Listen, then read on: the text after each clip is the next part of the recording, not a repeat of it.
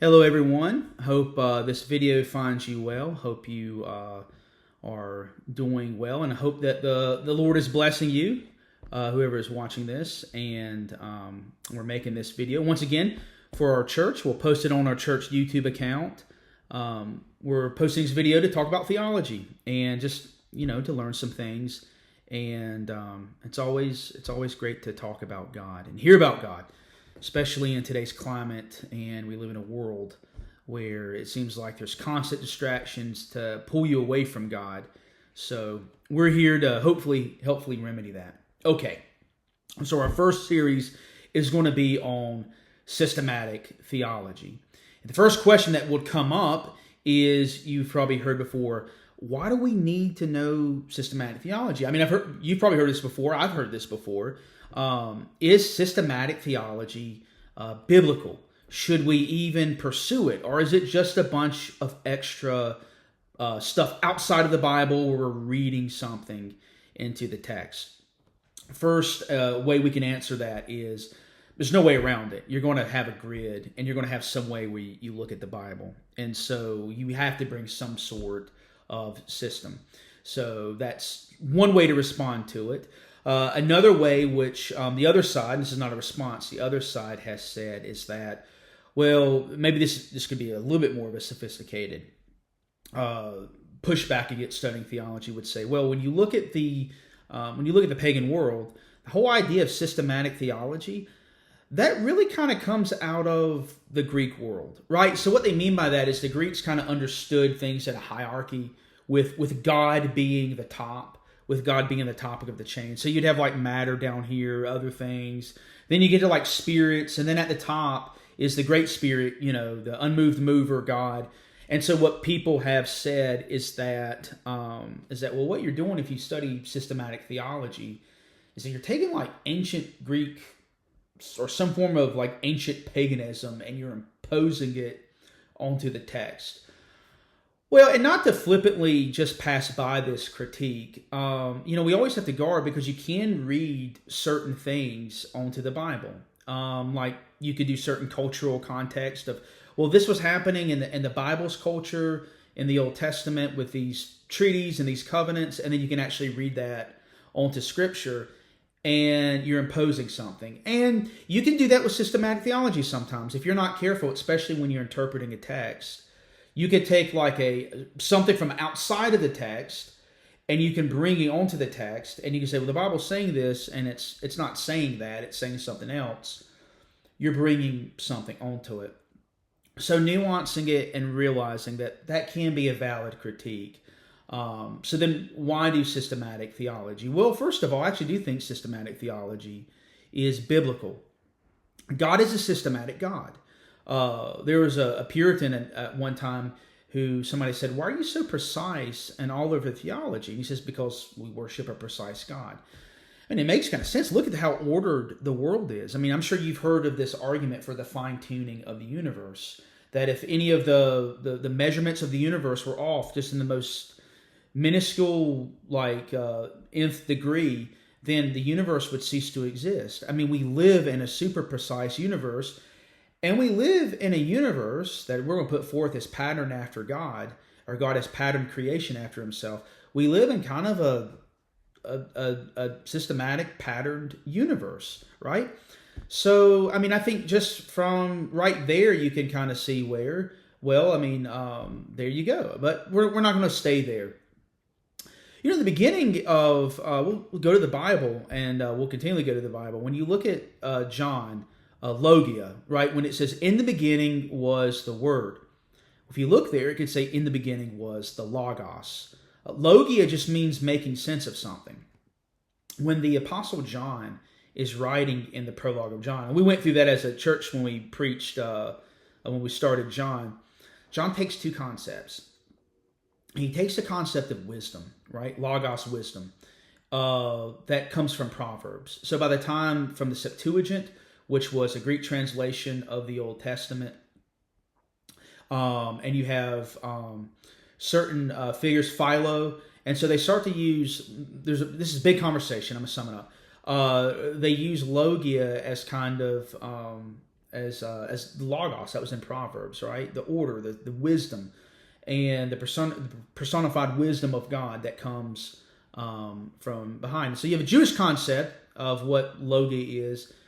The other concept was within the Greek-speaking world, logia was considered like rationality. So if you're a Greek person hearing the opening of John and you're reading in its original Greek context, you're going to hear, in the beginning was rationality. In the beginning was the logos.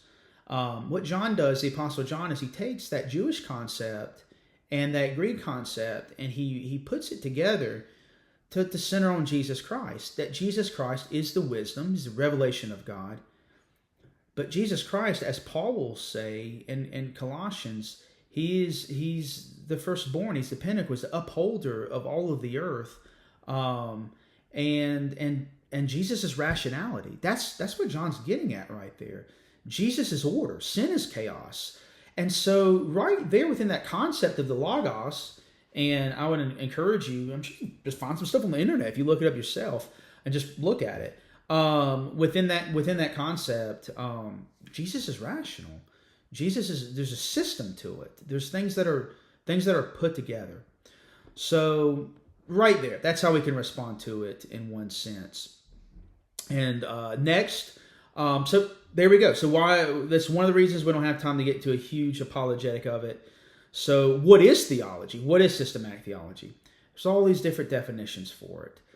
Theology is knowing God. Theology is the science of who God is. Theology is the blessed life. Theology is knowing God and practicing it in your life. There's a life angle, and so there's different ways you can talk about, well, what is systematic theology? I think we'll just keep it simple. Theology is knowing the Word of God and knowing the meaning of God, who God is, and what He has set forth in His Word in the Bible. And this is going to be key. The main thing is about God. Theology is about God. And this is where we'll get into our first area of understanding theology. The Bible itself starts with God. Let's turn to Genesis 1:1. I'm going to read that real quick.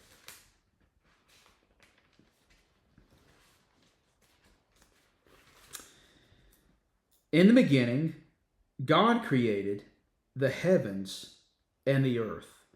Right there, pure and simple, the Bible starts with God. So how can we respond to that one critique when somebody would say, well, look, you're just paganizing Christianity because you're bringing in that Greek highest chain where God's at the top?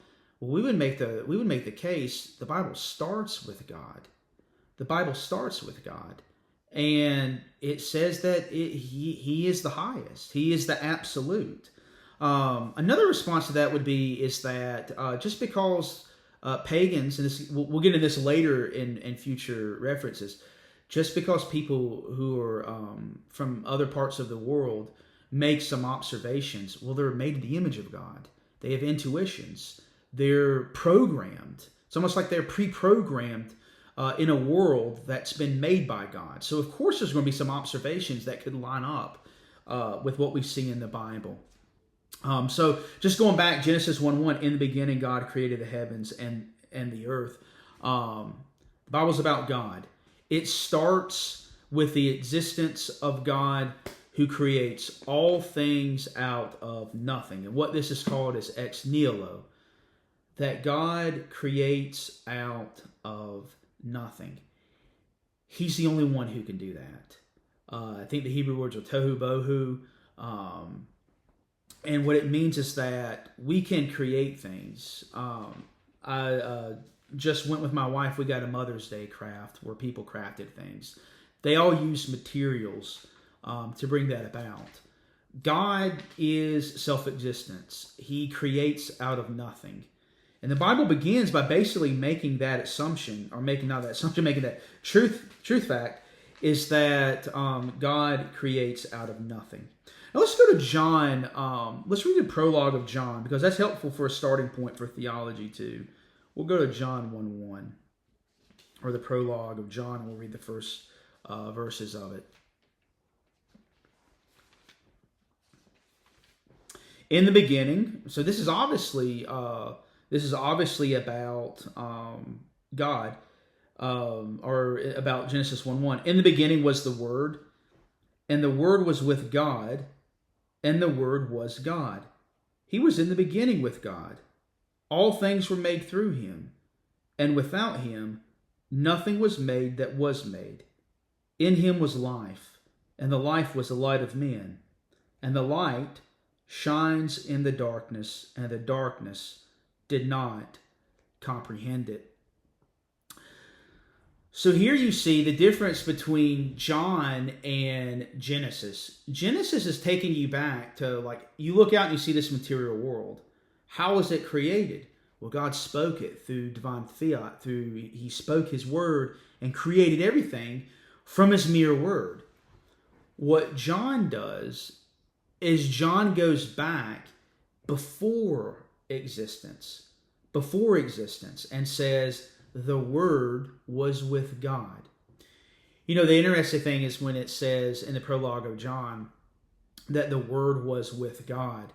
What that basically means is that there was only one who could truly be before the face of God. So the idea is that you have the Father facing the Son, and the Son facing the Father in a communion of the Spirit.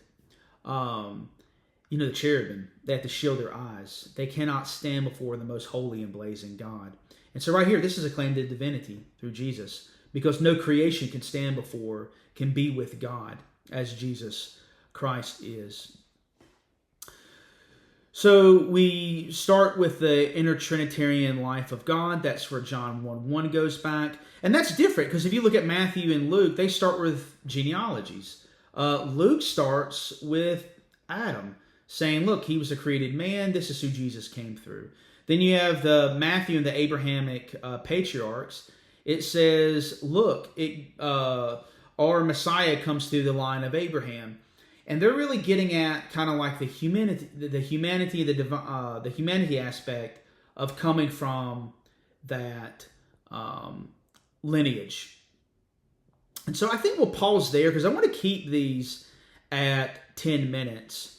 And I want to come back next time, and I want to keep bringing out how theology starts where the Bible starts, how God is the main point of scriptures. Sorry, I was just looking at my notes. Okay, let's break there, but let's sum up. What are the big things we learned here? Is that systematic theology is not unbiblical. Are there ways that you can oppose something on the text? Yes, that's true. But systematic theology is just logic and rationality, and we worship a rational logic, a God that that has provided for us rational minds to read the world. And so systematic theology is not unbiblical. And what's the main point of the Bible? God himself. And so if we're to study theology, first and foremost, theology is a study of God in himself, because he is the highest being that we can study. Hope this has found you well. Blessings, and I'll see you guys next time.